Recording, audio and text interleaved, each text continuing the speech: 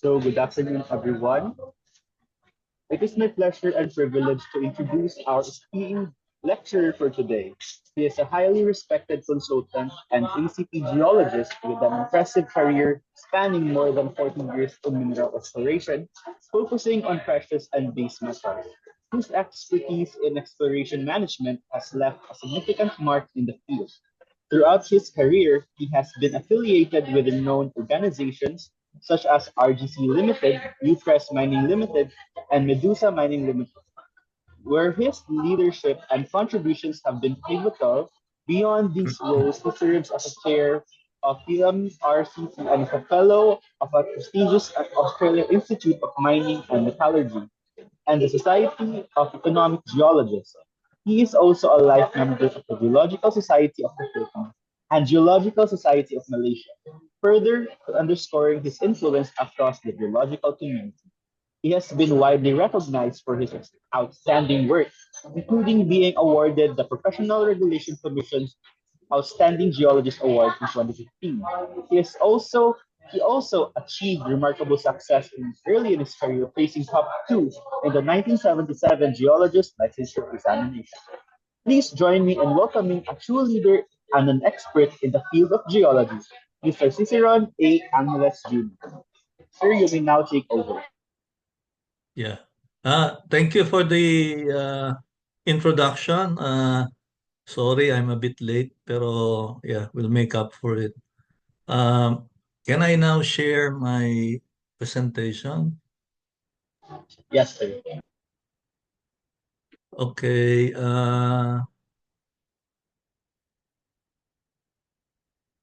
Can you see it? Yes, sir. We can see it. Okay.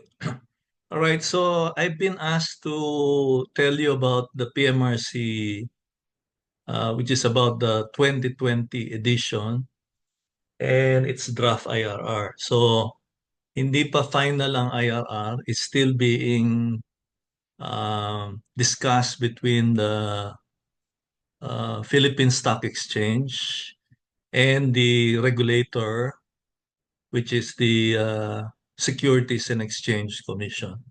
So hopefully before the end of the year, matatapos na yung IRR. So the IRR is the implementing rules and regulations, which provides a more detailed guidelines on the Philippine Mineral Reporting Code edition 2020.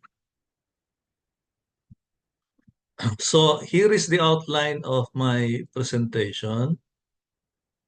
So what is PMRC? Why PMRC? When was it developed? Changes from the first edition, 2007, to the current edition, 2020. Who drafted it? What is the scope? Do's and don'ts, governing principles and reporting terminology. We talk about exploration results, exploration targets, mineral resources, and mineral reserves. And then we talk about the table 1, which is very comprehensive, and the principle of if not, why not. And then we go to how do you make technical reports using the PMRC 2020 and its draft IRR.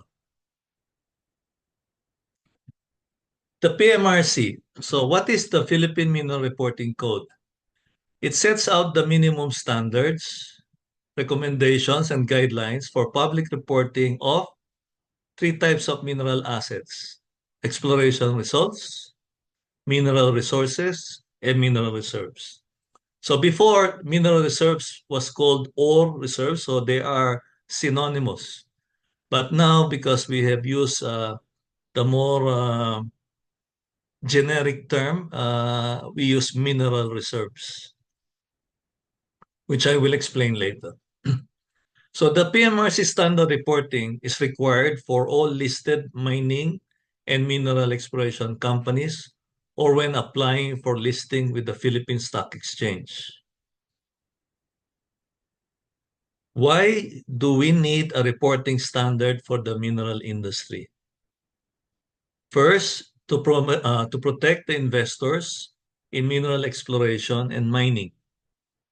As you know, it is so easy before to confuse people and make mines and mineral projects sound very, very, very good. And therefore, there was a lot of scams and fraud, which I will explain later. Number two, it protects the capital markets from fraudulent practices. So capital markets means to say the stock markets worldwide. And then the last one is promote common understanding in reporting mineral assets. So as you know, mineral assets is the life and blood of mining companies as well as exploration companies. So ang puhunan nila ay ang kanilang mineral resources and mineral reserves. Okay. To give you a bit of an idea, how did it all, let's say, accelerated this international recognition that there must be a unified mineral reporting code? The single event that fast-tracked mineral reporting standards and codes worldwide is the Bre-X Mineral Limited of Canada, which we call the Busang Mining Fraud of 1997. In 1993, Bre-X Minerals, a Canadian company, found gold in Busang, Central Kalimantan, Indonesia. The photo is shown on the right side.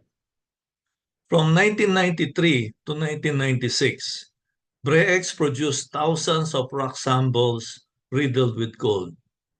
In 1995, estimated from 1,500 to 2,200 tons of gold and even up to 6,000 tons. To give you an idea, the Philippines produces about 30 tons of gold a year.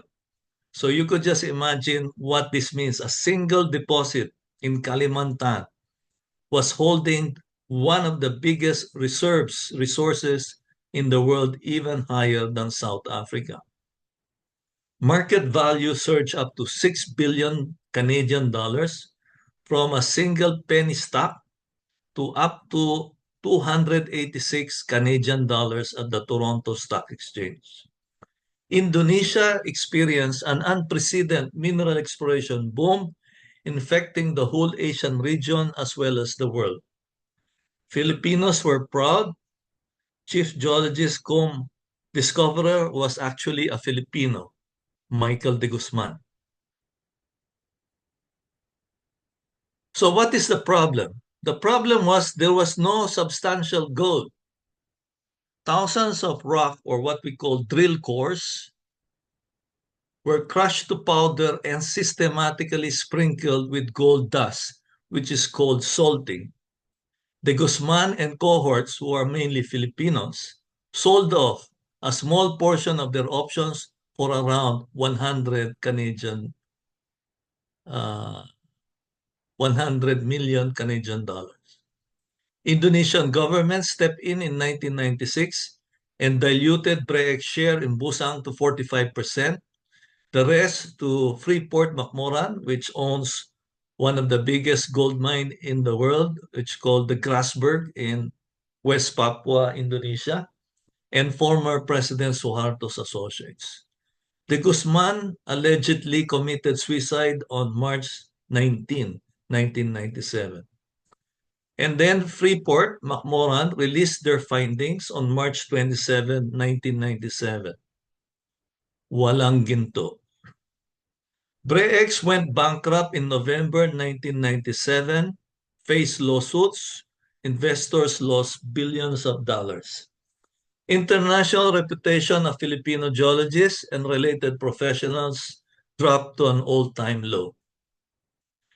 Prompted by this, in 1997, the Council of Mining and Metallurgical Institutions, or CMMI, consisting of Canada, Australia, USA, South Africa, and UK, agreed to have a compatible mineral reporting codes which was approved in what they call the Denver Accord. CMMI is now the precursor of CRISCO, which I will explain later. CRISCO is the Committee for Mineral Reserves International Reporting Standards. So here is CRISCO. It now has 15 members. The one highlighted in yellow are the original 5 members, which was called then as CMMI. And the rest followed later. As you can see, the Philippines is the youngest member in what we call the Philippine Mineral Reporting Code Committee. The CRISCO is an independent task force of the International Council of Mining and Metals, or ICMM, a CEO-led council promoting best mining and environmental social governance practice. More than 80% of the listed market capital of the mining industry in the world resides in the stock exchanges recognizing the CRISCO family of codes. So let's go now to the background of PMRC. In 2008, the Securities and Exchange Commission and the Philippine Stock Exchange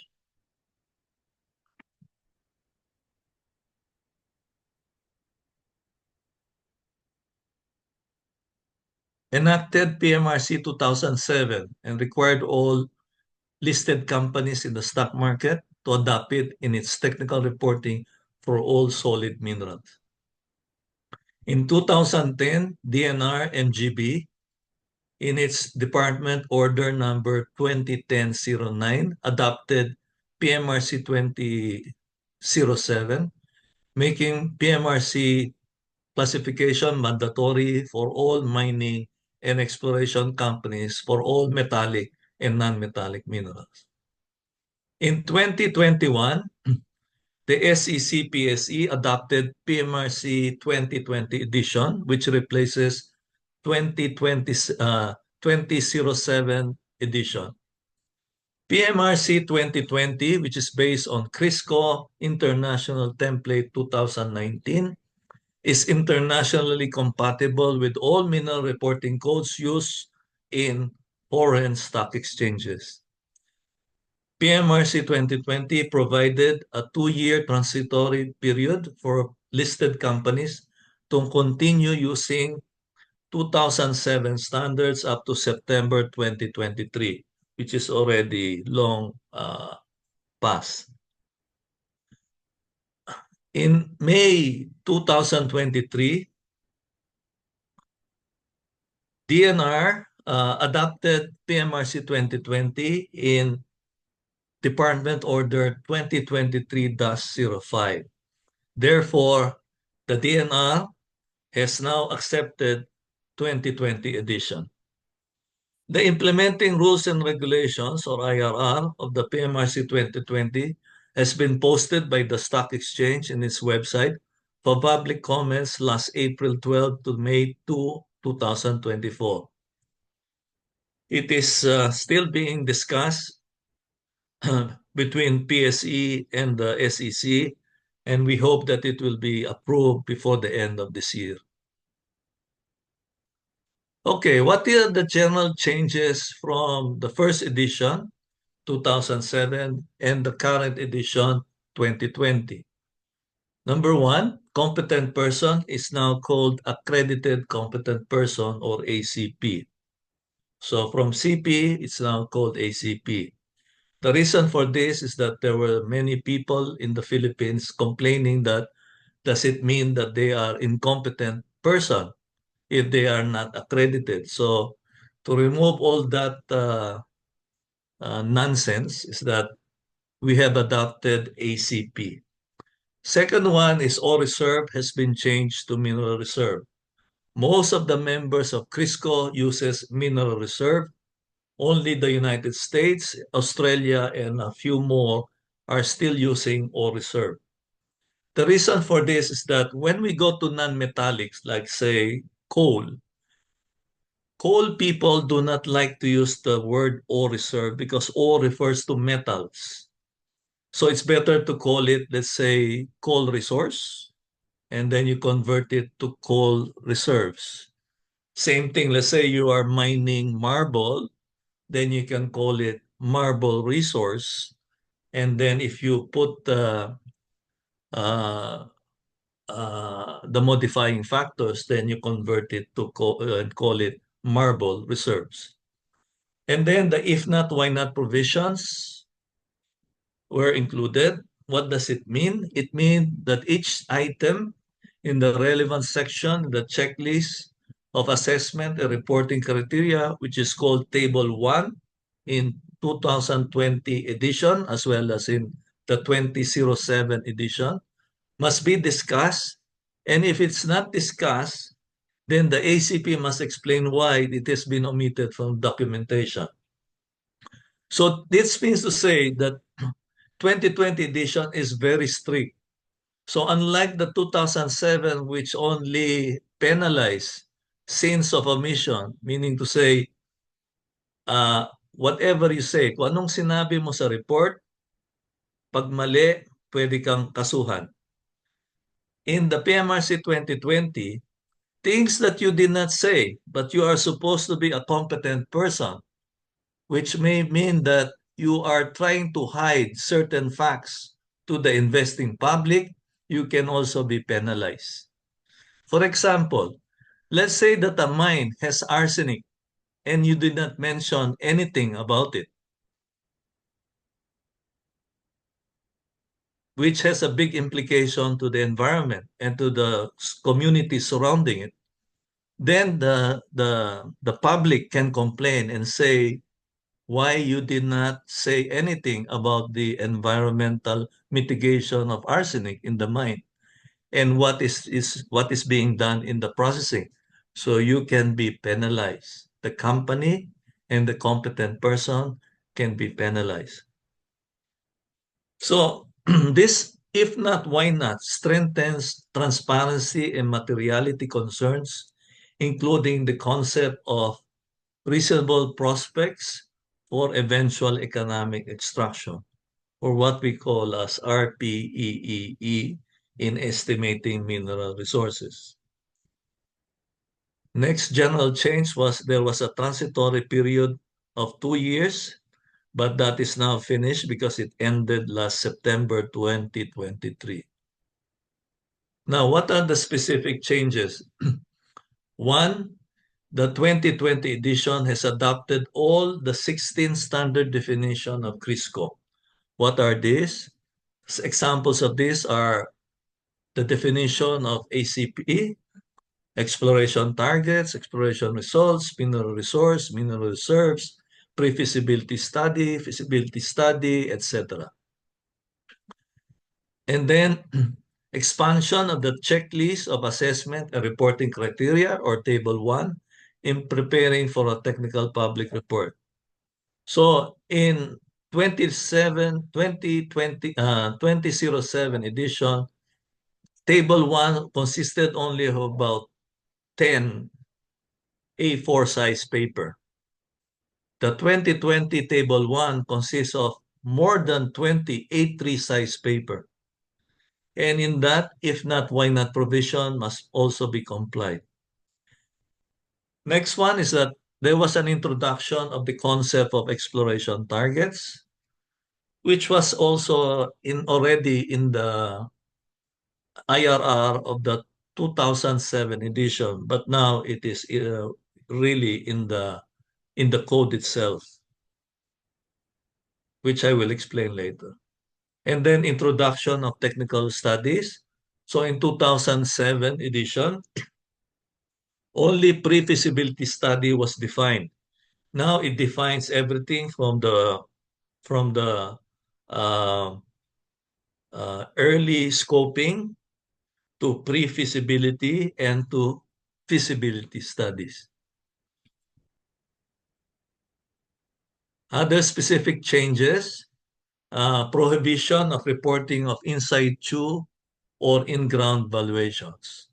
This means to say that you cannot say the value of the resource reserves in peso or in dollar terms without stating the detailed mineral resources and mineral reserves estimations. And then the addition of non-technical aspects of reporting, such as commodity pricing and marketing, permitting and legal requirements, and sustainability considerations, which are espoused by the United Nations. And then addition of transitory provision. So as I've said, the transitory provision are already finished since the 2020 edition has taken effect fully in September 2023. And then there were the addition of appendices on compliance statements and ACP consent forms. So prior written ACP consent is required for all PSE disclosures, including postings on company websites, media releases, etc. Addition of reporting of other non-traditional minerals besides coal and industrial minerals. So these have been added. Appendix 7, not only industrial minerals, but includes cement feed materials and construction raw materials. Appendix 8 included dimension stone, ornamental, and decorative stone. So these are non-metallic minerals. Who drafted the PMRC 2020? It is the PMRC committee who drafted the PMRC 2020 and its IRR. The PMRC committee is composed of 8 organizations or entities: the Philippine Stock Exchange, the Philippine Society of Mining Engineers, the Geological Society of the Philippines, the Society of Metallurgical Engineers of the Philippines, the Chamber of Mines of the Philippines, the Philippine Chamber of Coal Mines in the Philippines, the Philippine Mining Exploration Association, and the Philippines-Australia Business Council. It is based on the following: the CRISCO International Template circa 2019, the current one is 2023, and JORC 2012. JORC 2012 is considered the mother of the CRISCO template and introduced the if not, why not provisions. JORC is now being revised by Australia, and hopefully it will be approved, if not this year, next year. So it will be called 2024. For PMRC 2020, the process included 3 public consultations held in 2019 to 2020, plus a 2 weeks PSE comment period last March 2 to 16, 2021.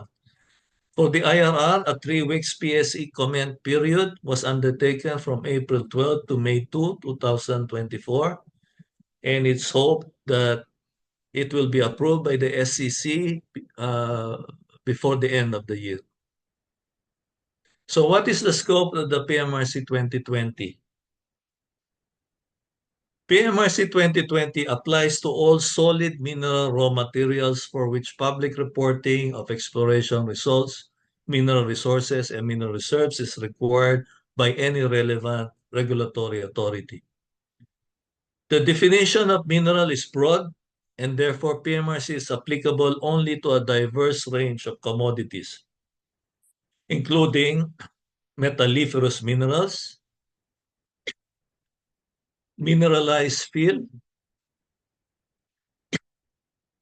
remnants, pillars, low-grade mineralization, stockpiles, dumps, and tailings, coal, industrial minerals, cement feed materials, and construction raw materials, dimension stone, ornamental and decorative stone, and other mineral raw materials, excluding water, oil, and gas.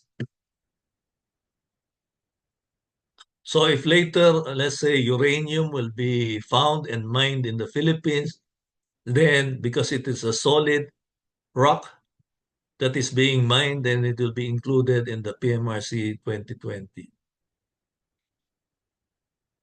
Now, what does the PMRC 2020 do? It provides a mandatory system for the classification of tonnage grade estimates according to geological confidence, technical, economic, and other considerations, which are all lumped up to what we call modifying factors. It requires the public reports to be based on works undertaken by a competent person. It provides extensive guidelines in the preparation of a PMRC compliant technical report, specifically if it is intended for public disclosure. What does the PMRC do not do? It does not impair the practice of geology, mining engineering, and metallurgy in the Philippines. It does not compel geologists, mining engineers, and metallurgists with relevant experience to become an ACP. It does not regulate the procedures used by an ACP to estimate and classify mineral resources and mineral reserves.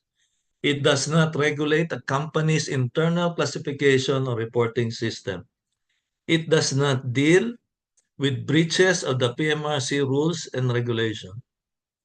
PSE deals with breaches of companies, while the three professional societies deals with the breaches of ethics by the ACPs. What are the governing principles of the PMRC? Number one, transparency. You must give adequate amount of information. Should be clear, unambiguous presentation, and direct to the point. Statements should not be misleading. Second principle, materiality. Contains all useful and relevant information. Valid and integrity of data sets and information. And lastly, competence. It should be written, compiled, and prepared by responsible, qualified, and experienced professionals who are called the ACP. So awareness and adherence to the Code of Professional Ethics.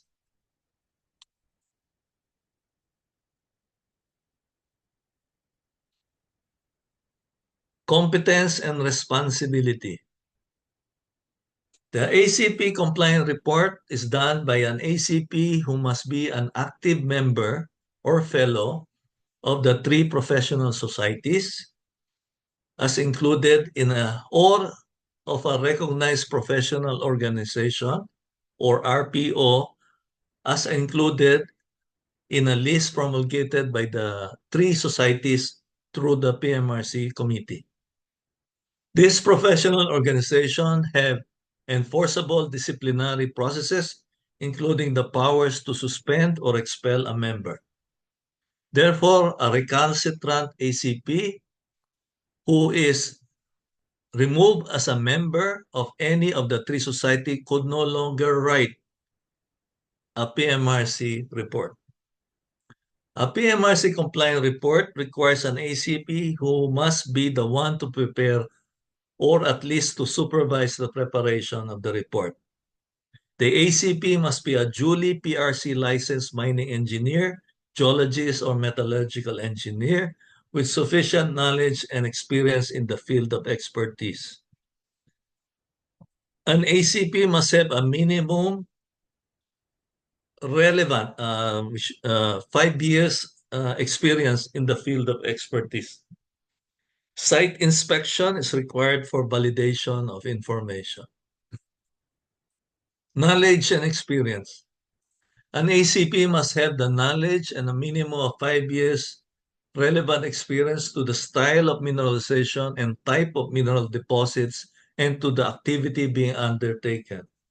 Thus, in preparing an exploration results report, relevant experience must be in mineral exploration. In estimating or supervising estimation of a mineral resource, relevant experience must be in estimation, assessment, and evaluation of a mineral resource. In estimating or supervising estimation of a mineral reserve, relevant experience must be in the estimation, assessment, evaluation, and economic extraction of a mineral reserve.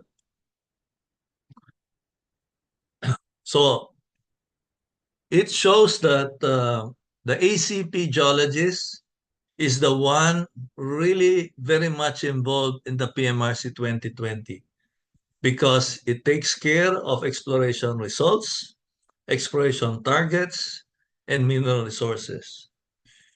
The ACP mining engineer takes care of the declaration of mineral reserves, and the ACP metallurgical engineer takes care of all metallurgical statements.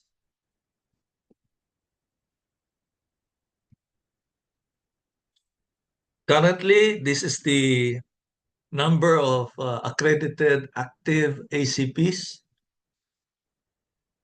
For GSP geologists, there are 51. For PSEM mining engineer, there are 152. And for SMEP metallurgical engineer, there are 17, for a total of 220 ACPs. Okay, this is what we call figure 1, which is shown in all the codes of all the members of CRISCO. So in the reporting code, figure 1 is always figure 1. And if you can't understand the meaning of the classifications, just memorize this table and you will be okay. So what does it mean? It has a y-axis, which is shown in blue arrow, wherein there is an increasing level of geological knowledge and confidence from top to bottom. Then it has an x-axis, shown by the red arrow, which shows that modifying factors will be applied from left to right. So going from the very top, the very raw data is called exploration results.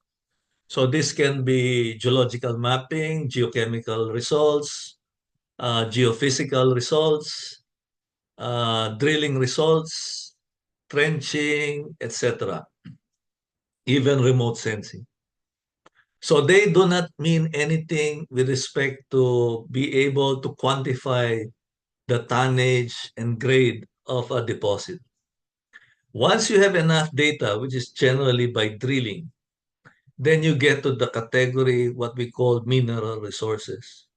And in mineral resources, so the geological confidence increases from 3 classifications or categories, from inferred to indicated to measured. So measured is the highest category of mineral resources. Now, if you go from resources to mineral reserve, you must apply now the modifying factors. And what are they? It is the consideration of mining, processing, metallurgical, economic, marketing, legal, environmental, infrastructure, social, and governmental factors. Now, you can also see that exploration results cannot be converted to mineral reserves. Also, the inferred mineral resources cannot be converted to mineral reserves because the geological confidence is very low. But once you get to the indicated mineral resources, the geological confidence is good enough that once you apply the modifying factors, you can convert it to probable mineral reserves. And then, of course, the measured resources can now be converted by applying the modifying factors to the highest category of mineral assets or mineral reserves called proved mineral reserves. Now, what is the dashed line between measured resource and probable reserves? It means to say that there might be reasons for the mining engineer to consider certain measured resource a bit lower in category or lesser in the confidence of the modifying factors. So the geological confidence is still the same, very high geological confidence, but there is some questionable modifying factors. For example, it could be that some of the resources are not so good in, let's say, metal recovery, what we call refractory. So it could be that the mining engineer, through the metallurgical engineers, are still testing a system of processing to increase the mineral recovery. Therefore, at a certain point in time, he might consider certain measured resource as a lower category probable. And then later on, if they are sold, then they can be changed to prove. Now, when we say they are mineral reserves, they can be mined today, not tomorrow, but today. So it means say at current prices, they are mineable. Public reporting. Public reports are reports prepared to inform the investing public on all these mineral assets. They include annual, quarterly company reports, media releases, information memoranda, technical papers, website postings, public presentation, and corporate disclosures required to be submitted to both the SEC and the PSE. The PSE requires a PMRC compliant technical report on exploration results, mineral resources, and mineral reserve duly signed by an ACP. Disclosures must be based on technical report prepared by or under the direction and supervision of ACPs. The PMRC is a required minimum standard for public reporting. Now we go to exploration target. Exploration target is a statement of estimate of the exploration potential of a mineral deposit at a defined geological setting where the estimate of tonnage and grade of a mineralization is insufficient to define a mineral resource. So kulang sa data. Pero malakas ang loob ng geologists to say that there is a potential target. So the basis for a statement of an exploration target can be specific discussions relating to the geological setting, exploration strategy and activities made, and the presence or lack of the following: mineralized outcrops and assays, surface geochemical sampling results, surface and subsurface geophysical exploration results, drill hole, test pit, and underground workings as potential sources of data. Now we go to reporting exploration results. Exploration results pertain to any factual data, information, and reports generated by an exploration program that may be of use to mining investors. Exploration results may or may not be of a formal declaration of mineral resources, but detailed account of exploration activities such as geological mapping, surface sampling, trenching, drilling, geophysics, geochemistry, etc. The guidelines for reporting exploration results and a checklist of assessment and reporting criteria are listed in the Table 1 of the PMRC Code. Reporting selected information such as isolated assays from outcrops is definitely not allowed.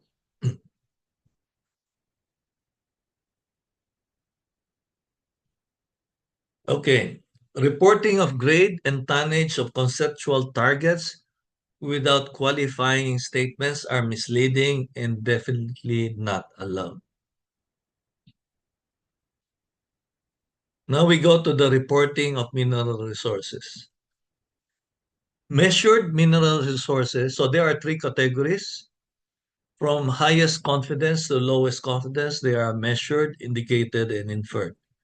So the measured mineral resources, basically, they are of high confidence level. The indicated has a reasonable confidence level, while the inferred resource category have a low confidence level. So as I've said, all can be converted to mineral reserves except inferred because of the low geological confidence level. Now we go to reporting mineral reserves. Mineral reserve is the economically mineable part of measured and or indicated mineral resources. It includes diluting materials and allowances for losses during mining. A technical study, pre-feasibility or feasibility level must have been undertaken taking into consideration the modifying factors such as mining, processing, etc. So again, I would like to emphasize that a mineral reserve can only be declared if there is a minimum of pre-feasibility study that has been undertaken on the property. Now we go to technical studies. So public reports may include information included or supported by scoping study. This is the initial technical and economic study to see viability before it goes to pre-feasibility study.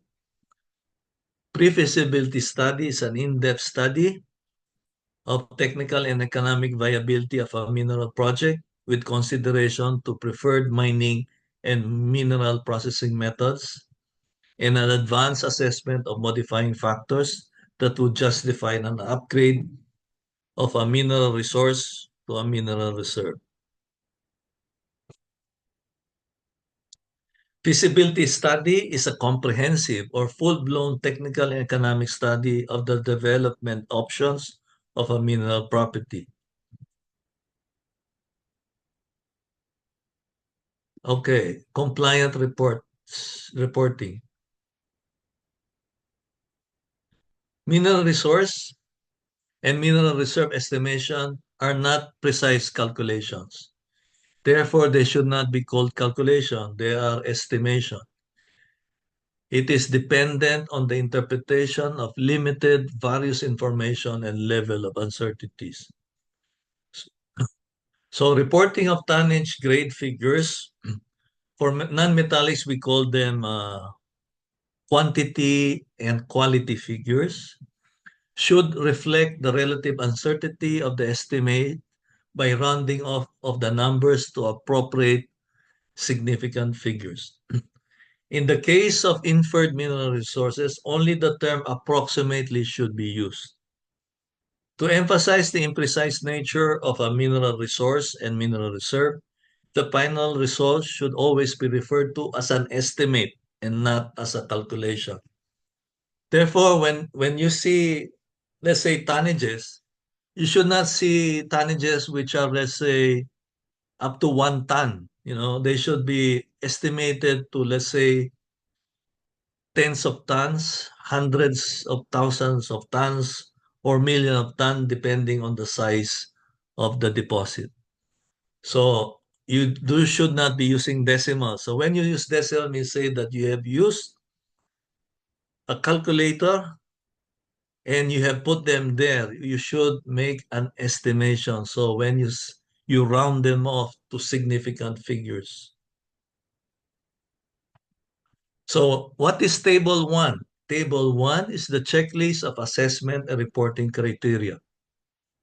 It is used by the ACPs in preparing public reports on reporting mineral assets. In PMRC 2020, in the context of complying with the principles of transparency, materiality, and competence, comments on the relevant section of Table 1 should be provided on an if not, why not basis within the ACP's documentation. The technical summary based on Technical 1 criteria should be presented as an appendix to the technical report.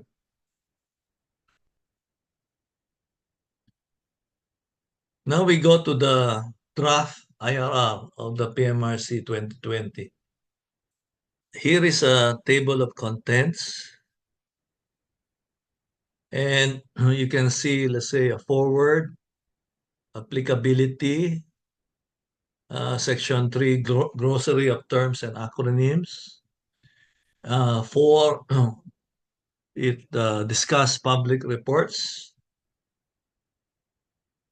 So general requirements, data verification, data validation, public reports on exploration results and exploration targets, public reports on mineral resources and mineral reserves, general disclosures under the exchange consolidated listing, disclosures on sustainability consideration. Then it discussed prohibited disclosures. And then it talked about public reports through media release, information memorandum, website postings, and public presentation. And then Section 5 talks about the technical report. It talks about a data cutoff date, events that requires a company to submit a technical report, the general requirements for the technical report, author of the technical report, preparation of the technical report, and then the formats of the technical report. Section 6 is on penalties, and Section 7 is on transitory provisions.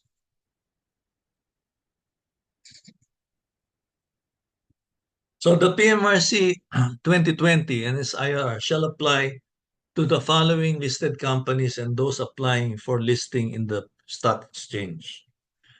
Companies whose primary purpose includes engaging in mining operations and or mineral resources.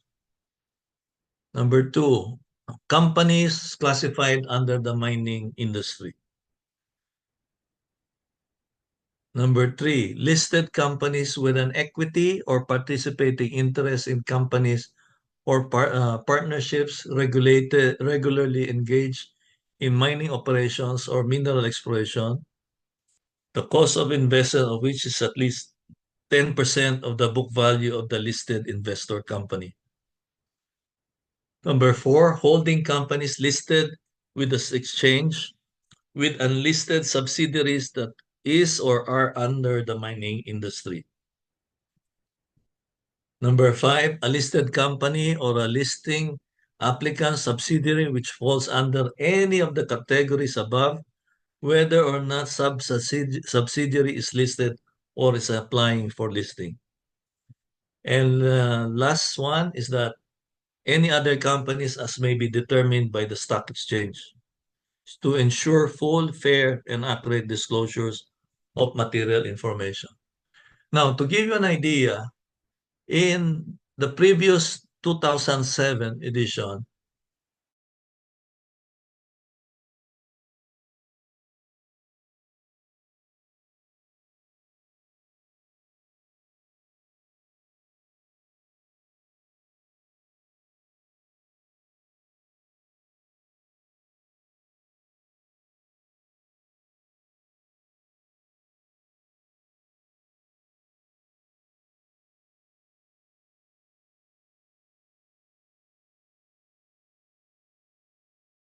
of the issuer.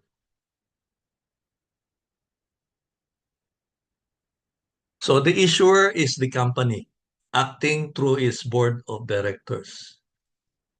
So kung may problema, yung report itself is that if there is a problem, then you complain to the company.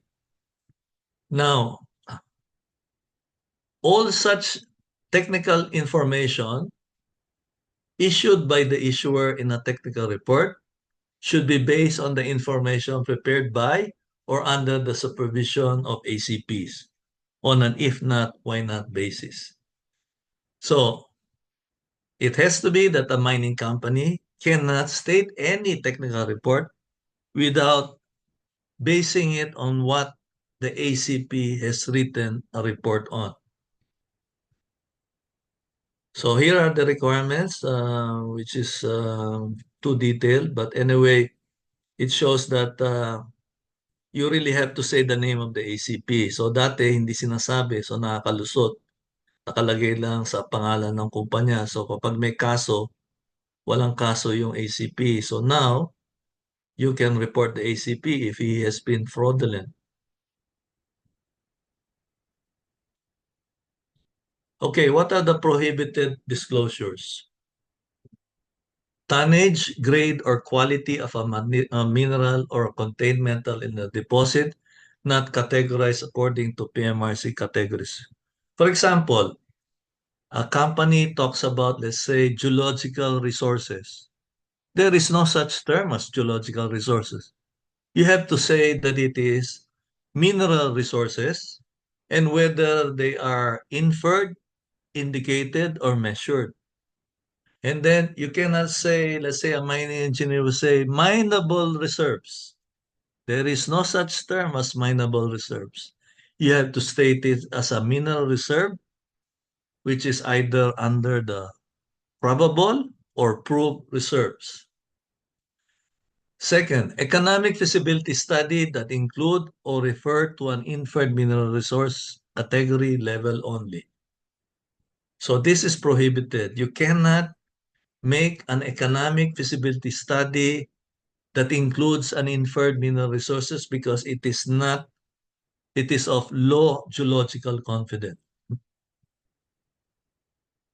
Historical estimates not adequately subjected to data verification and validation. So historical estimates are those estimates done by previous companies that are no longer in existence. So if the company have not done data verification and validation on the historical estimates, they cannot be used in the report. Disclosure of the economic value of mineral resource without a prior pre-feasibility or feasibility study. Next, disclosure of mineral resource or mineral reserves and economic value with a zero cutoff grade. So you have to state a cutoff grade. Disclosure of mineral resources and mineral reserves with unqualified metal equivalents. What is a metal equivalent? A metal equivalent is when a deposit, let's say, has two kinds of metals and you prefer to use the equivalent. For example, if you have a porphyry copper gold mine and the gold is so high that some companies like Oceana Gold will state it as gold equivalent. So basically is that you have done a conversion using metallurgical recoveries of gold and copper, and then the current price of copper and gold, and come out that there is an equivalent copper grade converted to gold so that you have a total gold grade in grams per ton.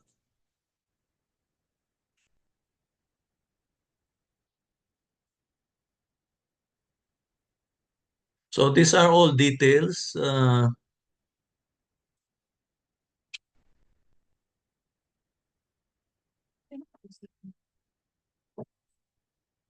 Um, General requirements for the technical report, preparation of the technical report,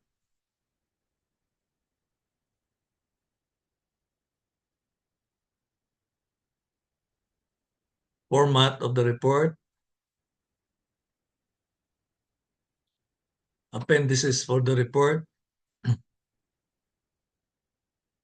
and then we go to penalties. 6.1. Only public reports that comply with the reporting standards under the code and the guidelines under this IRR shall be acceptable to the exchange for listing and or disclosure purposes. Failure to include any attachment, document, or material information required under the code and this IRR to a public report filed with the exchange shall be equivalent to non-submission of the said report.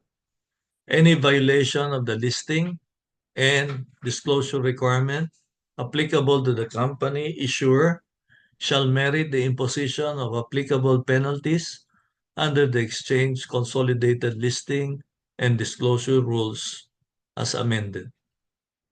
6.2. Any violations with respect to the professional code of ethics by ACPs involving misconduct and or negligence over the preparation, review, and reporting of the technical reports and other public reports shall be investigated and, if warranted, penalized by the respective professional representative organization, which is either the Geological Society, the Philippine Society of Mining Engineers, or the Society of Metallurgical Engineers of the Philippines. Now we go to the transitory provisions, section 7, 7.1. Upon the approval of this IRR, all subsequent public reports must be compliant with the PMRC 2020 and this IRR.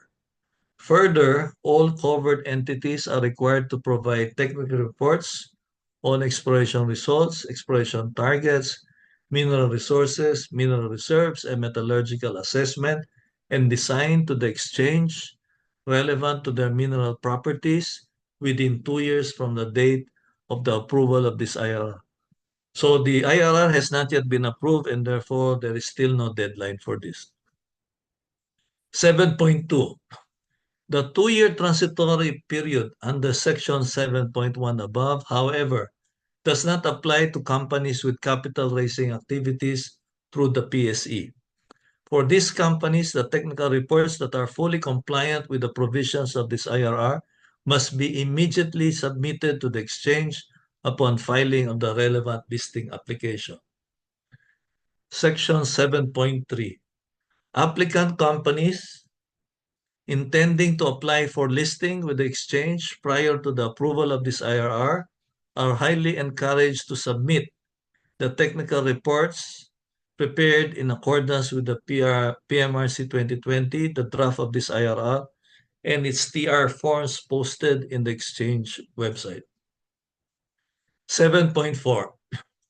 Disclosures on environmental, social, governance, or ESG under Section 4.6 may be voluntary, included in technical reports in the first 3 years from the date of effectivity of this IRR, without prejudice to extensions as may be warranted. After the initial 3-year period or such longer period that the exchange may deem appropriate, inclusions of disclosure on ESG consideration in public reports shall be mandatory.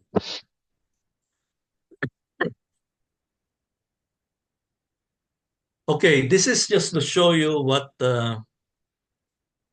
Annex 1 is. So Annex 1 gives you the report outline. Like, for example, TR Form 1 is the outline of technical report for exploration results, exploration targets, and or mineral resource estimation. So ito yung parang kodigo ng mga ACP and companies on how to write a proper technical report. It's very comprehensive. So basically, all those that are highlighted in bold and normal typeface are mandatory. So title page, ACP consent form, executive summary, table of contents, introduction, blah, blah, blah. While those that are indented and not bold are considered to be uh, guidance notes. So only those that are, you can see here, let's say section 6, geological setting. Anything with numbers is mandatory. Anything with Roman numeral small numbers are guidance, not mandatory. So 6.1 regional geology, 6.6, 6.1.1 technical tectonic setting, 6.1.2 regional structure, 6.13 regional stratigraphy, 6.14 prospects and or deposits in the region, 6.2 mineral property geology, etc. are all mandatory.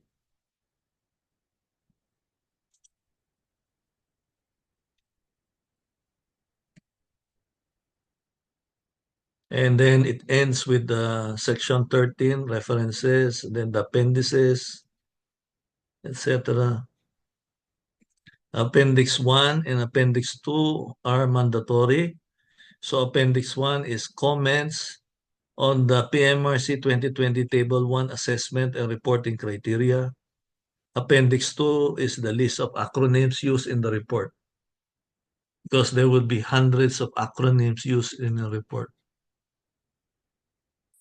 Here is TR Form 2, outline of technical report for economic assessment and mineral reserve estimation. So what I showed here only is the first page, but it has about, so many pages still. And then TR Form 3 on the right side of the screen is the outline of technical report for a metallurgical engineering study and assessment on a mineral deposit. Now we go to Annex 2. Annex 2 is how you will state the ACP consent form and consent statement and certificate. So you will have first the ACP consent form, and you will say the name of the report, the name of the company, name of the mineral deposit, the data cutoff date, and the report date. So the data cutoff date is the date when uh, when the data, what data is included in the report. For example, you would say that December 2023 is the cutoff date of this report. And report date is the date when the ACP signs it and have this form when the ACP signs it. So it could be that you sign it, let's say now, September, while the data cutoff was December of last year, but the report date is, let's say, September 23, 2024. Then you have a complete statement. This is just a guide. You can change if you want. You can add more, but it gives an ACP an idea what he should be declaring. So I am a geologist residing where I have read and understood the requirements of the 2020 edition, are certified that the public report or technical report has been prepared in accordance to the PMRC 2020 edition, etc., etc. And then we have the consent. On the second page, I consent to the release and public disclosure of the public report or technical report, that this consent statement by the board of directors of which company for the said purpose of what. You sign it, you date it, you put your PMRC license number, your ACP license registration number, you state where you come from, you're a member of what? GSP, PSEM, SMEP, or both, because some are members of both. What is your professional tax receipt number, date, and place of issue? And then you have it notarized, so you would have an acknowledgement and signed by a notary public that you have shown this to the notary public. And then you attach here a scanned copy of your ACP valid PRC license, your ACP identification card or accreditation certificate, and your PTR. Then we have Annex 3. Annex 3 shows you what you will write for the Appendix 1, which is the outline of comments on PMRC 2020 Table 1 assessment and reporting criteria. So here it gives you an idea of what is if not, why not. So all of these are listed. And let's say you are making a TR Form 1 on mineral resource, on exploration results and mineral reserves. So all of this must be listed, and you have to write the commentary. Where is it in your report? Scope of work, where is it written? So it's written maybe in the introduction, so you write it down. So it goes all the way. So if you can see yes, as you can see in the first two columns, exploration results and mineral resources, yes. So you have to put them all down in this annex, in this appendix 1 in your report, and you write your commentary. Okay, now we go to the last slides. So what is the relevance of PMRC? PMRC has raised the mineral public reporting standards in the Philippines. It aims to prevent mining frauds like Busang in Indonesia, which was sadly done mostly by Filipino technical people. The SEC has approved PMRC 2020 and mandated the stock exchange to include it in the listing rules for listed mining and exploration companies and those wishing to list. PMRC 2020 makes the Philippines compatible with the International Mineral Reporting Codes under CRISCO. As the PMRC is a CRISCO member now, the stage is set for reciprocity with all major international reporting codes and NROs that are part of CRISCO. Filipino ACPs and PSC-listed mining and exploration companies can then stand toe-to-toe with their counterparts in foreign countries. The PSE's prestige will be enhanced as more domestic and international mining and exploration companies will confidently list, expand, and raise capital in the Philippines.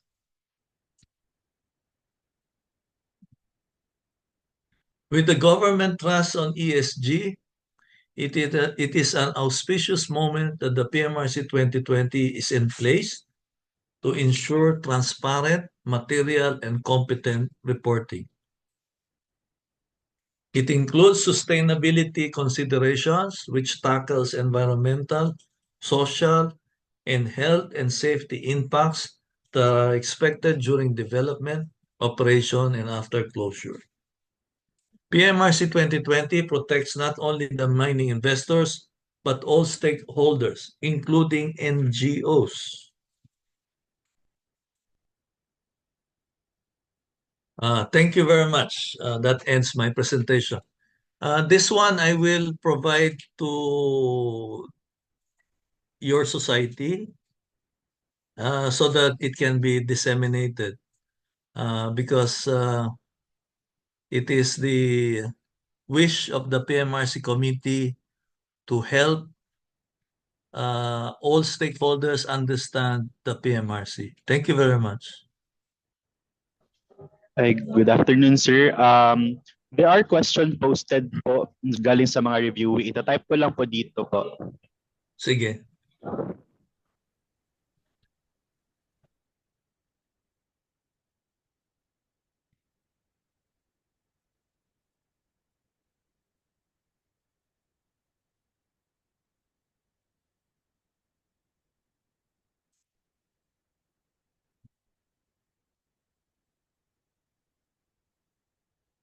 Ay, ako na lang po yung magbabasa, sir. Sige, pwede rin. Oh. Okay, sige, sir. Good afternoon, sir. What is the rationale between the modeling of PMRC 2020 and the 2019 CRI SEO?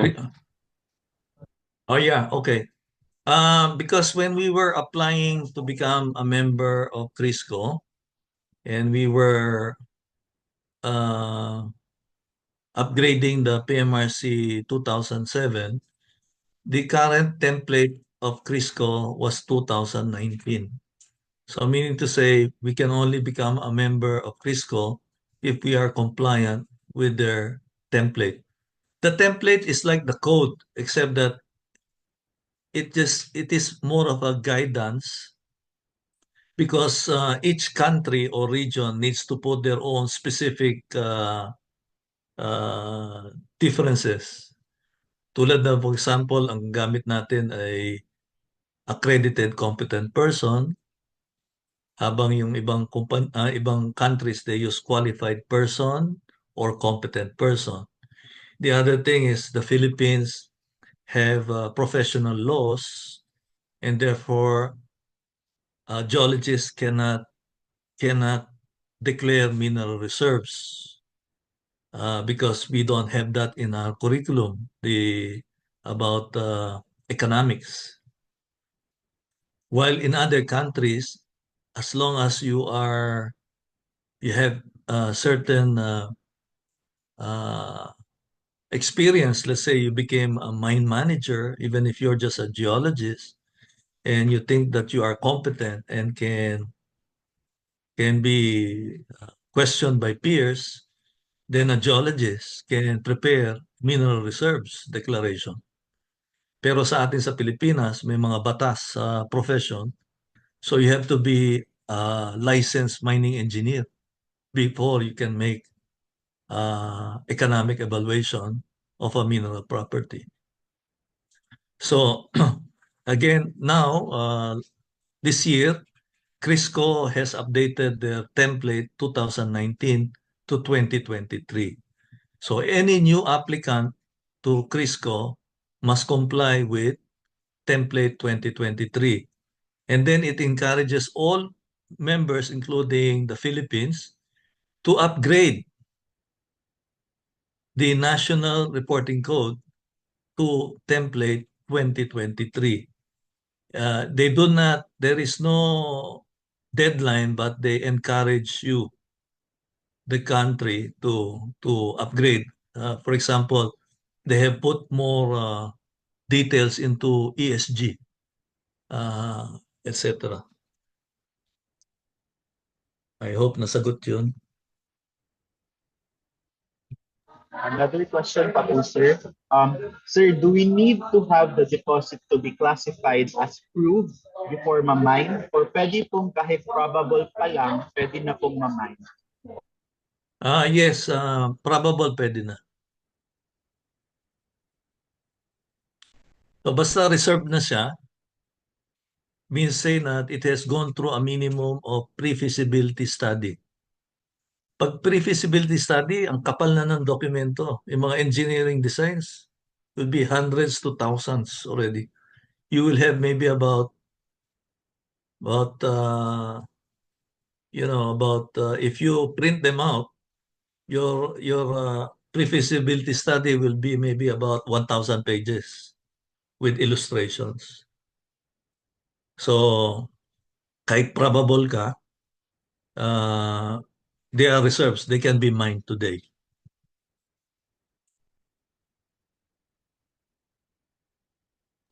Another question pa po, sir. Good evening, sir. With the ACP geologist doing the heavy lifting, all-in-one report po ba yung exploration results, targets, and mineral resources? Or separate po each?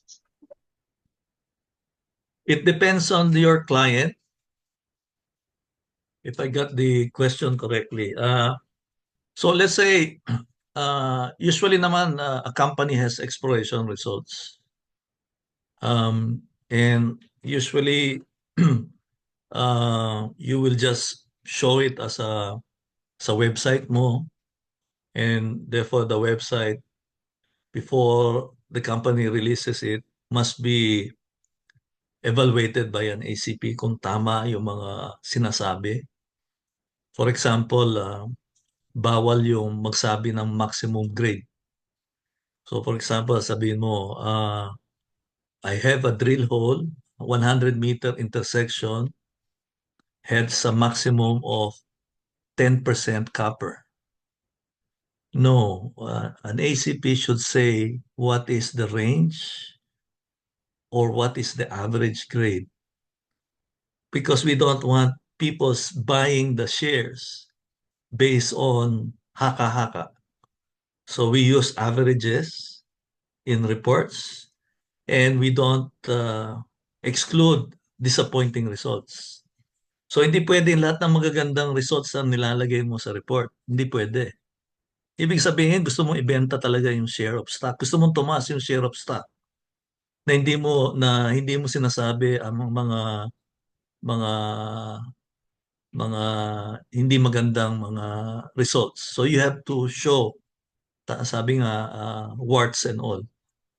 So now, if you have complete data set, if you have very few data, let's say drilling, but the geologist and the company feels that they could easily, by doing another round of exploration drilling, come out with a resource, then it could be that they can persuade the ACP to make an exploration target declaration. So kailangan talagang bilib na bilib ka that your exploration target has a very, very good chance of becoming even inferred mineral resource. And of course, if you have sufficient drilling and data that you can create, you can declare a mineral resource, then definitely your report will always have exploration results. Okay? Hindi pwedeng diretso ka sa estimation na wala kang exploration results. Dapat sasabihin mo, ilang drill holes ang meron ka, anong spacing, ano ang lalim, ano yung QA/QC information na ginamit mo na hindi hindi mali ang mga results kasi gagamitin yan sa estimation, etc. So I hope I answered that question. Thank you po, sir. May another question pa po, sir. Gaano po ba kalayo usually yung observed or expected intervals between the data cut-off date and the report date? Uh, as soon as possible, siyempre.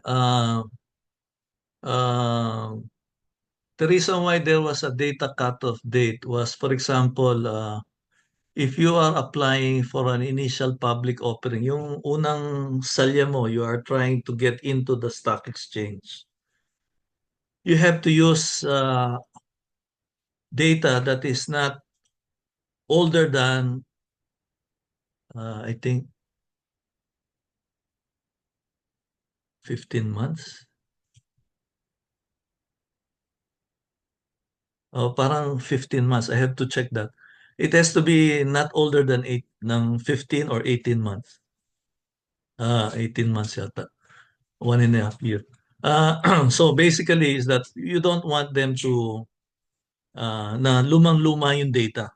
Okay? You want it to be, it could be that you have old data, we have the old drill holes, but you have some recent drill holes, but you have processed them and you have interpreted them so that the date is valid now. Now, so usually when you say that, usually companies, those who are mining companies already, so they are declaring resource and reserves every year, right? And depending on the calendar year, so sa Pilipinas, ang calendar year is the end of the fiscal year. So December. So ang usually is that the company plans, let's say, a drilling program wherein all data should be in by December of that year. Let's say December of this year. Now, it takes about 2 to 6 months to prepare the report. So it could be your report date is a few months after the end of this year. So dapat lang clear kasi minsan ang data pala is 20 years old na. So the data cutoff was 20 years old and you are applying for a IPO now. So that cannot be done. Okay po, sir. May last two questions pa po, sir. Question daw po is, parehas lang po ba yung requirements for the small-scale mining and large-scale mining po? Hindi naman malilis ang small scale mining. Only big companies go to the listing. And also, dahil the MGB has already recognized both the first edition and the second edition of PMRC, all reports to MGB should be done by competent persons. And the classification of the resource reserves, exploration targets should be the same definition. Last question po, sir. Curious lang po about remarkable experiences niyo po as a geologist and your encouragement po to all future geologists po. Thank you. Oh, okay.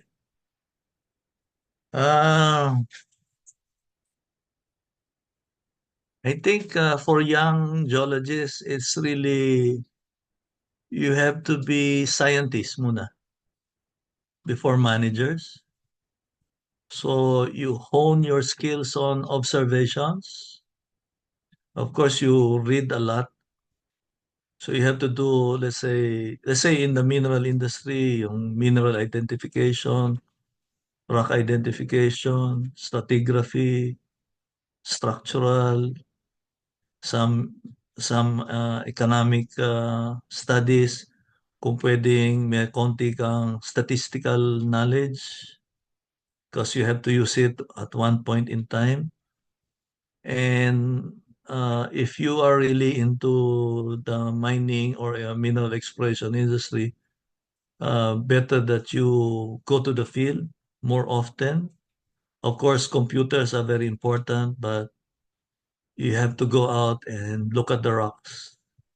And only then can you become a very good geologist and maybe manager and maybe president or entrepreneur of a mining company or exploration company. So walang shortcuts. It's really hard work. The more time that you spend in the field while you are young, the better. As much as you can.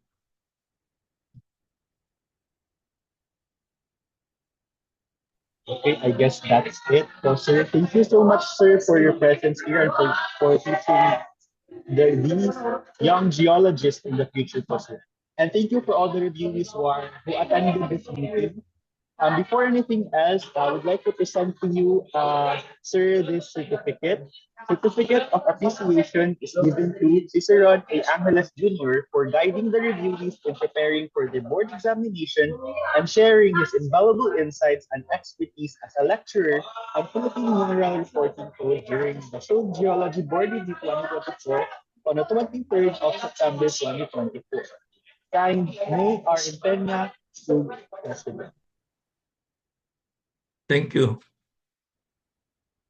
And before that, thank you, sir. And before that, I would like to ask all the reviewees to turn on their cameras for the documentation.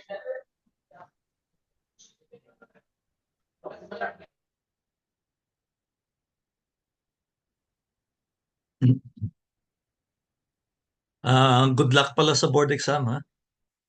I hope you all pass.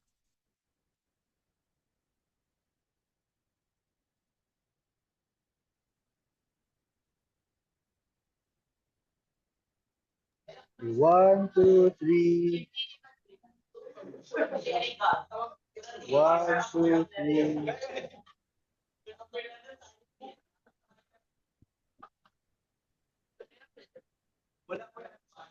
Thank you po, sir, and thank you once again. And to other reviewees, wait lang po, we will be sending you the link for our attendance po. Thank you. Thank you, sir. Thank you po, sir. Thank you, sir. Thank you, sir. Thank you din. Thanks po, sir.